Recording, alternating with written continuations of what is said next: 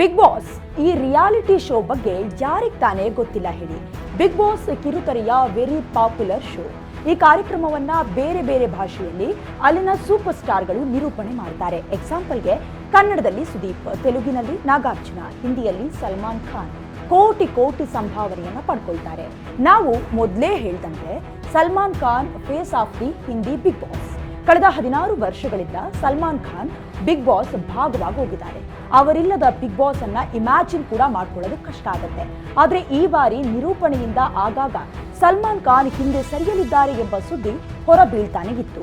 ಈ ವಾರದಿಂದಲೇ ಸಲ್ಮಾನ್ ಖಾನ್ ಅವರ ಬದಲಿಗೆ ವೀಕೆಂಡ್ ನಲ್ಲಿ ಬಾಲಿವುಡ್ ನ ಸೂಪರ್ ಡ್ಯಾನ್ಸರ್, ಖ್ಯಾತ ಡ್ಯಾನ್ಸ್ ಕೊರಿಯೋಗ್ರಫರ್ ಹಾಗೆ ಡೈರೆಕ್ಟರ್ ಆದ ಫಾರಾ ಖಾನ್ ಬಿಗ್ ಬಾಸ್ ನಲ್ಲಿ ಕಾಣಿಸಿಕೊಳ್ಳಲಿದ್ದಾರೆ. ಈ ಬಾರಿ ಹಿಂದಿ ಬಿಗ್ ಬಾಸ್ 3 ಅಲ್ಲ 5 ತಿಂಗಳು ಪ್ರಸಾರವಾಗುತ್ತೆ.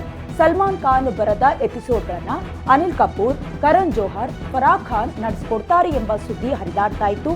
ಈಗ ಅಫಿಷಿಯಲ್ ಆಗಿ ಚೇಂಜಸ್ ಮಾಡ್ಕೊಂಡಿದ್ದಾರೆ.